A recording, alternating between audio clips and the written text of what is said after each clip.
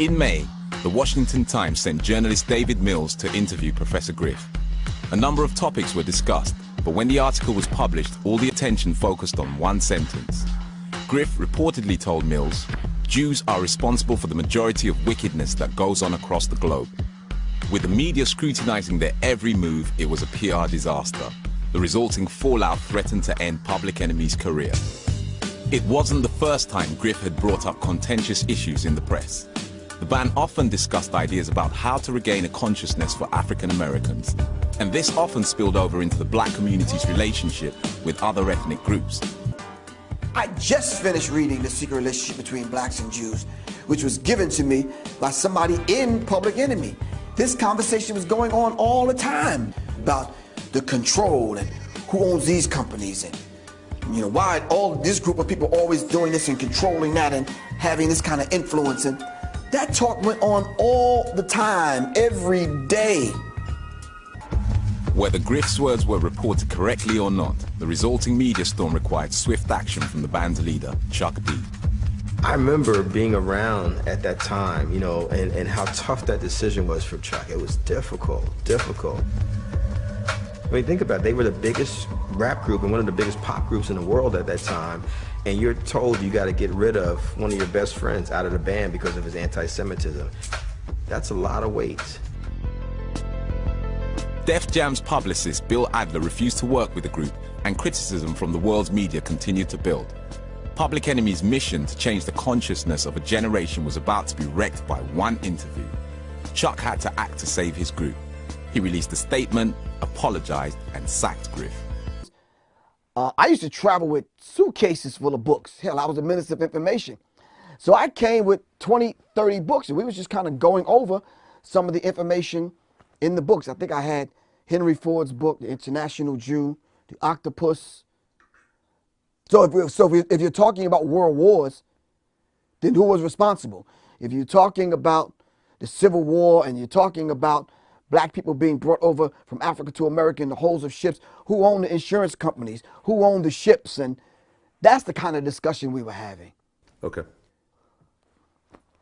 Because the information that I gave in the interview wasn't from Griff. It was from Jewish scholars. I didn't write it. So it's like, wow, okay.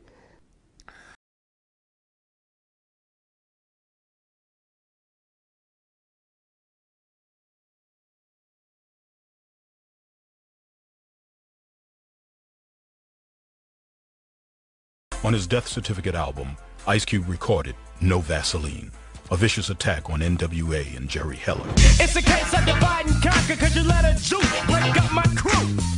Get rid of that devil real simple.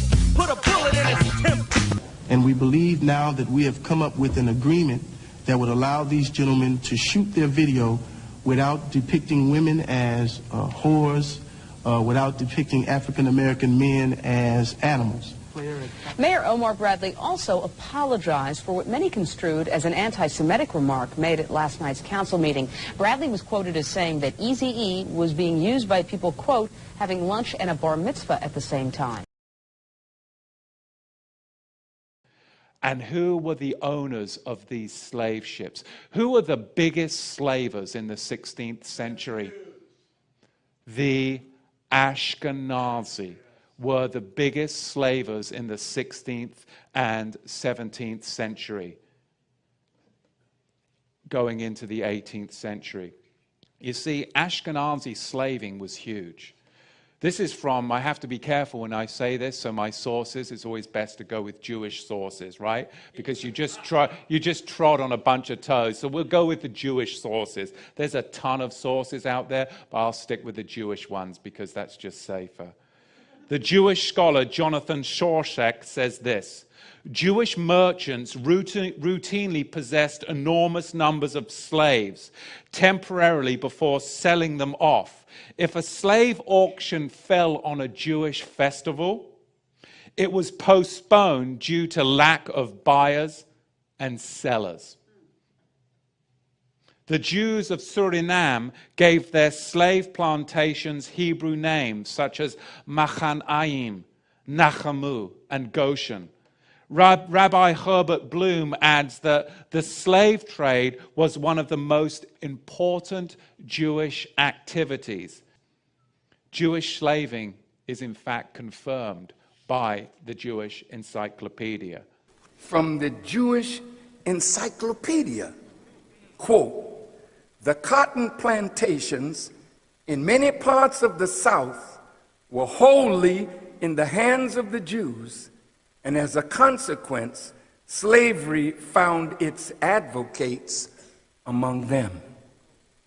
So, in the days that we live, there's nothing more important than this Melchizedek message. It is the solution to the Palestinian problem. It is the solution to the Black Lives Matter that is being fomented by the synagogue of Satan. It is the solution to racial tensions, segregation, that is all part of the synagogue of Satan's plot. But that is what they want, so that we keep our minds off of them as the true slavers. Jews had in fact been involved not only in the African slave trade, but they had been involved in a variety of other slave trades too for a very long period of time. Apparently they had actually dominated slavery and the slave trade in medieval times. On the plane on the way here a couple of days ago, I was rereading a dissertation, a PhD dissertation from 1977 by a man called Harold D. Brackman, who is a functionary of the Simon Wiesenthal Center of all places. And he did a PhD dissertation detailing black-Jewish relations from ancient times up to 1900. And he actually mentions in his dissertation, he acknowledges the fact that Jews were the principal slave traders in the world for several hundred years, although in typical fashion he puts a very interesting spin on it. He acknowledges, as I guess he has to, the Jews were the major slave traders in the world, trading slaves everywhere from Russia to Western Europe, to India, to China.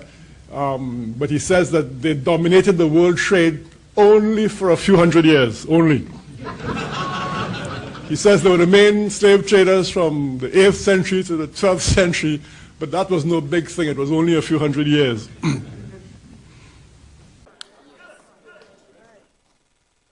And this will be like showing a vampire the cross,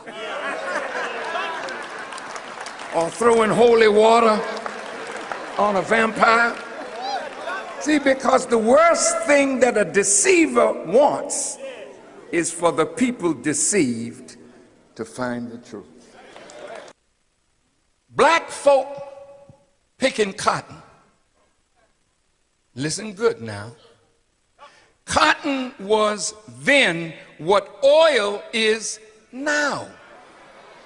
The largest producer of oil in the world are the rich ones, and the strategic interests of America means in order for them to rule, they have to link with where the oil is coming from and take it or maneuver to get it, but they must have oil. In the time of slavery, it was cotton. And it's interesting that the cotton would come down the Mississippi, New Orleans to the Gulf, from Biloxi, Mississippi, and from Mobile, Alabama. And the cotton would come down and go up to New York, where the brethren of the Jewish people in the South, in the North, were the masters of the needle trades. And they had their brothers also in the South taking the lint from the cotton and producing cloth through weaving. But these were Jewish people owning the land. They were the majority. They were the merchants. They were the traders. They knew how to hook up with their brethren in the North, and they would send raw cotton to the mills in England, in Manchester, Leeds, and Bristol, and the British would turn it into cloth and then sell it all over the world. The Rothschilds became rich from cotton. The Lehman Brothers became rich from cotton in Alabama, then moved to New York and Wall Street. I know the truth, and somebody gotta tell it or die trying.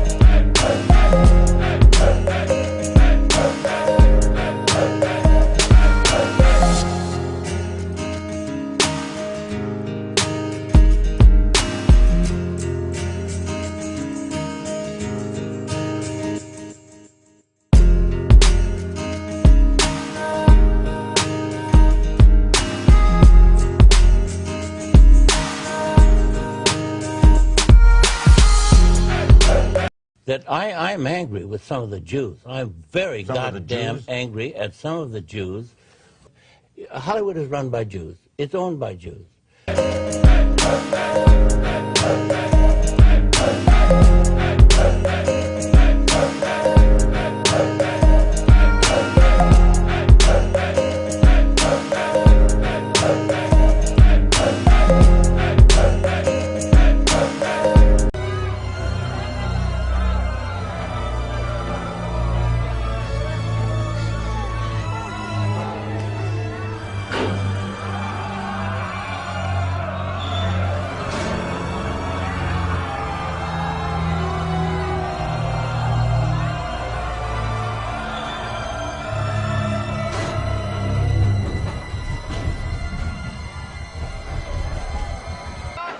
It will take more than that. I'm sure you're right.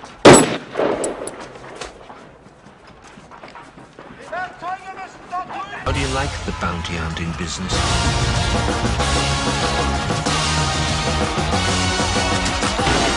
Kill white folks and they pay you for it? What's not to like? I like the way you die, boy. 1,000 times again. I'm a Jew, and my people, we're not hunters, we're furriers.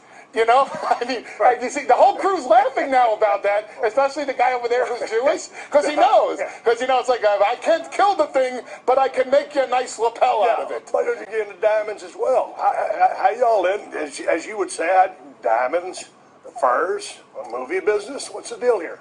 It's a monopoly? What? What? What? What? Your people. My people. Yeah. Well, we own everything. I know. How is that? Well, because we're the smart people. We're the Jews.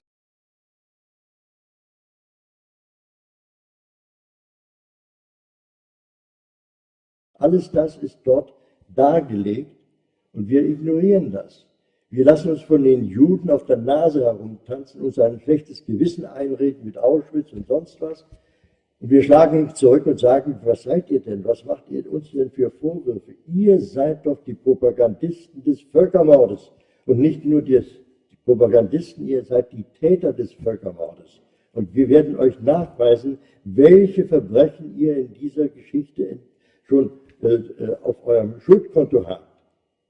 Wenn ihr 6 Millionen Juden als ermordet anmeldet, um uns ein Schuldgefühl einzuimpfen, dann müsste man eine Gegenrechnung machen, dass allein die Entvölkerung Afrikas im Wege des Sklavenhandels, das war ein jüdisches Geschäft, Afrika im Mark. The Holocaust is big business because Germany so far has given the Jews, I think, at least $200 billion. So it's big business. And some of you are still getting $1,000 a month. And a lot of people don't know this.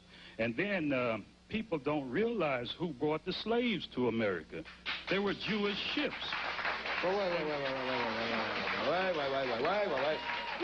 Always running around here trying to make you get sympathetic for them. The Jew is a master at that. Make you shed crocodile tears over what happened to him in Germany. You tell him what happened to you right here. You haven't got no time to cry no tears for no Jews. 80 million black people dead, murdered.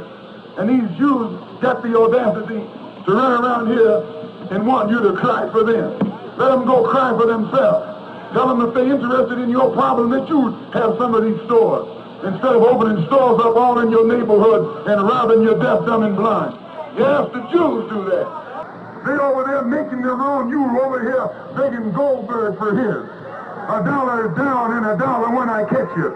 And Goldberg always catches you. If Goldberg can't catch you, Goldstein will catch you. And if Goldstein don't catch you, Greenberg will catch you. $1 down and $1 later, and later is always now.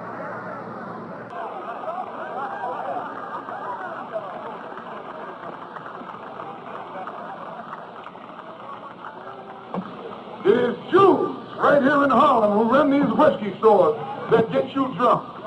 It is Jews that run these old run-down stores that sell you bad food. It is Jews who control the economy of Harlem and use it for themselves and for the benefit of Israel. And got nerve enough to walk around here joining some NAACP or CORE and think we're going to be blind to what they're doing to us. No, someone better pull their coat.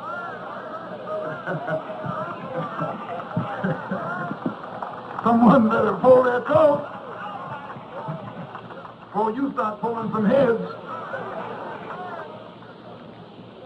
That's not anti-Semitic, that's just plain intelligence.